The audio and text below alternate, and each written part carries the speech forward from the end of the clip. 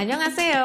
Narasi pagi kembali dengan beberapa berita terkini bersamaku Sharon Margaret. Pertama, ada kabar soal pendanaan ibu kota negara baru, kemudian Bandara Halim Perdana Kusuma yang ditutup sementara, serta seleksi CPNS yang tahun ini di-stop. Selain itu ada juga kabar tentang krisis Ukraina. Ini dia selengkapnya.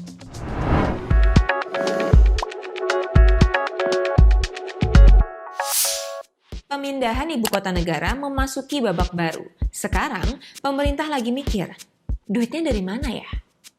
Pada 17 Januari 2022, tertulis pada laman IKN bahwa 53,3% pendanaan ibu kota negara baru berasal dari APBN. Padahal, Presiden Jokowi pernah bilang pada 2019 kalau APBN yang dipakai untuk IKN hanya 19%. Menteri Keuangan Sri Mulyani pun membantah kabar angka 53,5% tersebut dan menyebut kalau porsi APBN untuk IKN masih dihitung.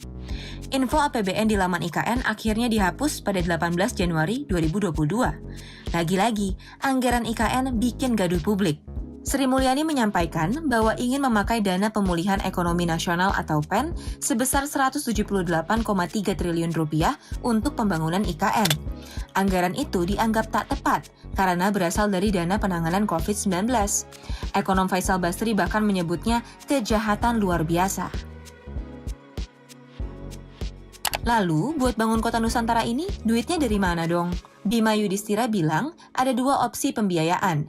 Dua pilihannya sih, tetap rakyat yang nanggung nantinya. Kemudian juga implikasi terhadap beban utang pemerintah. Nah ini kan pilihannya hanya ada dua. Yang pertama, kalau belanja negara dipakai untuk ibu kota negara, pilihan pertamanya adalah masyarakat harus menanggung pajak yang jauh lebih tinggi, dan tentunya ini juga bisa beresiko menurunkan kembali konsumsi dan daya beli masyarakat. Atau yang kedua, opsinya adalah menambah pembiayaan utang. Nah, pembiayaan utang yang ada sekarang selama pandemi itu kenaikannya sangat ekstrim, sangat signifikan. Ditambah lagi ada beban pembangunan ibu kota negara yang dananya tidak kecil. Ini akan melemahkan kemampuan membayar utang pemerintah. Jadi tidak menyambung dengan upaya penguatan kemampuan bayar atau efisiensi belanja seperti yang dinyatakan oleh Presiden ataupun Menteri Keuangan. Tapi ini justru sebaliknya adalah bentuk pemborosan yang paling nyata.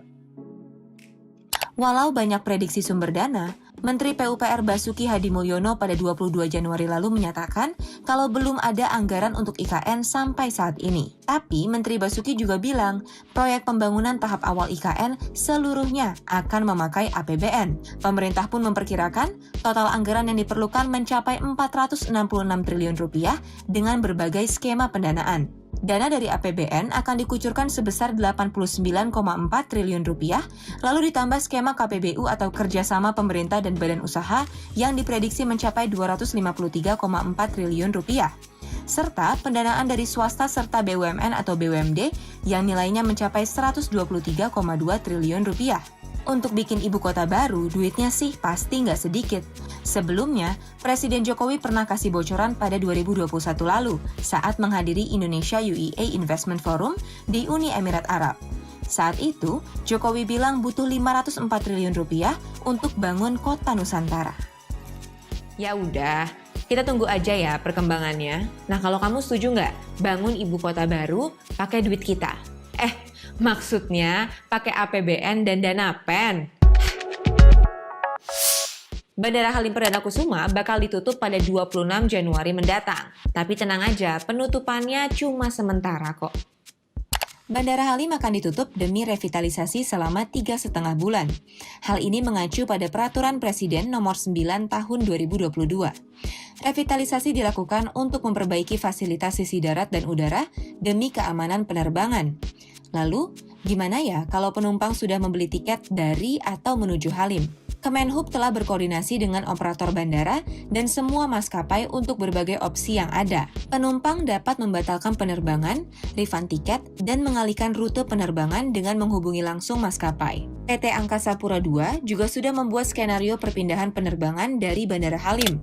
Nantinya, penerbangan dialihkan ke 5 bandara pengganti, yakni Bandara Soekarno-Hatta, Hussein Sastranegara, Kertajati, Pondok Cabe, dan Budiarto.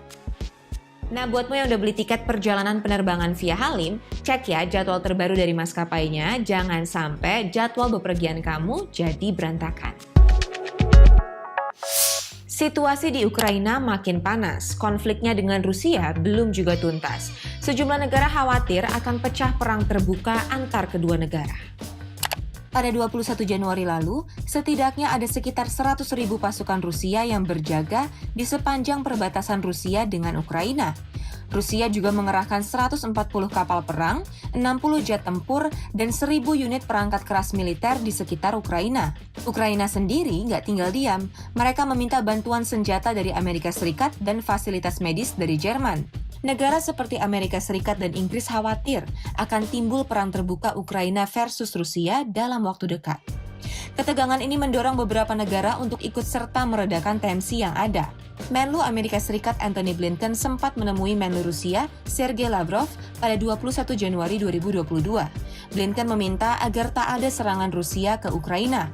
Namun, pihak Rusia berdalih bahwa pasukan dikerahkan untuk latihan militer besar-besaran. Amerika Serikat sendiri udah menyetujui paket bantuan militer ke Ukraina senilai 200 juta dolar Amerika Serikat pada Desember 2021 lalu. Bahkan, bantuan militer mematikan udah sampai ke Ukraina. Inggris pun ikut menuding Rusia berniat buruk kepada Ukraina. Mereka menganggap Rusia mau membuat pemerintah Ukraina menjadi pro-Moskow. Diketahui, hubungan Rusia dan Ukraina memang bermasalah sejak dulu. 2014 kemarin, massa melengsarkan mantan presiden Ukraina yang pro-Rusia, Viktor Yanukovych. Yanukovych dipaksa mundur karena membatalkan kerjasama dengan Uni Eropa. Alhasil, Rusia tidak senang dan memandang kejadian itu sebagai sebuah kudeta. Setelahnya, Rusia mengirimkan pasukan ke Crimea, Ukraina, untuk menduduki wilayah itu. Jangan sampai perang beneran deh, asli. Udah capek kita sama virus, masa harus ada korban gara-gara sesama manusia? Tertarik jadi PNS? Kayaknya kamu mesti bersabar dulu nih, soalnya tahun ini seleksi CPNS ditiadakan. Pemerintah memutuskan untuk enggak membuka rekrutmen CPNS 2022.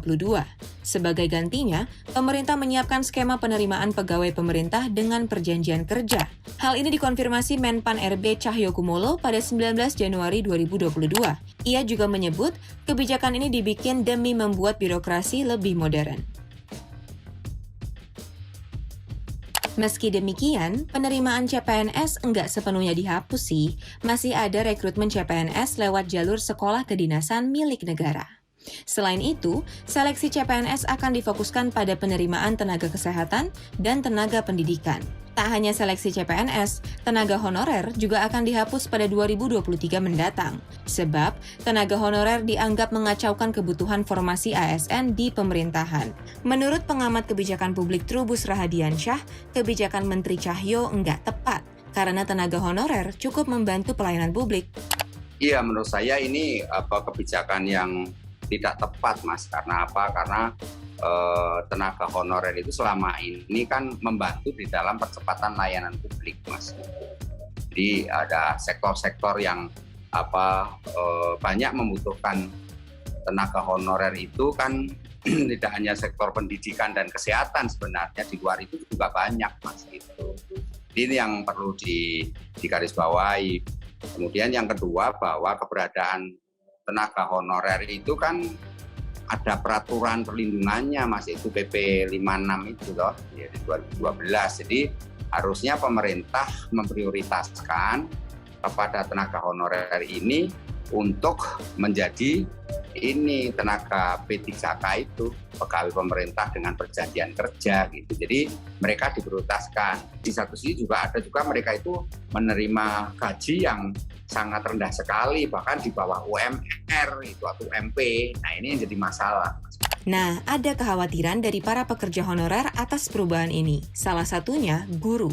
Tak semua guru honorer dianggap bisa diangkat jadi CPNS atau PPPK, mengingat jumlah mereka mencapai 742.000. Unifa Roshidi dari Persatuan Guru Republik Indonesia atau PGRI berharap guru honorer bisa diangkat jadi PNS. Keberadaan guru honorer di sekolah negeri juga kan bukan kemauan dari guru honorer itu sendiri, akibat dari tidak ada rekrutmen. Satu, karena itu pemerintah wajib menyelesaikan. Karena kebutuhan honorer itu udah di atas 1 juta. Karena itu kami memohon selesaikan, diangkat mereka-mereka yang 5 tahun ke atas itu. Karena kan dikatakan bahwa di dalam penyelesaian guru honorer sampai tahun 2023 itu khusus untuk pendidikan, kesehatan, dan apalagi gitu kan ya, akan dilakukan dengan mekanisme sendiri. Kalau itu yang terjadi adalah catatan sejarah bagi pemerintah dalam penyelesaian honorer. Jangan sampai itu dibiarkan terkatung-katung dan itu akan jadi masalah, tidak menghormati rasa guru honorer yang sudah mengabdi lama, sekaligus akan membuat persoalan pendidikan masih penuh dengan carut-marut. Yowes, kamu yang punya cita-cita jadi PNS, bersabar dulu. Pelajarin aja dulu buku-buku persiapan tes CPNS-nya. 4 menu sarapan informasi hari ini udah aku suguhkan buatmu. Besok, Narasi Pagi bakal balik lagi di waktu yang sama, pukul 8 waktu Indonesia Barat, live di Instagram Narasi Newsroom dan Mata Najwa. Terima kasih banyak teman-teman sudah bergabung pagi ini. Sehat, semangat semua. Bye!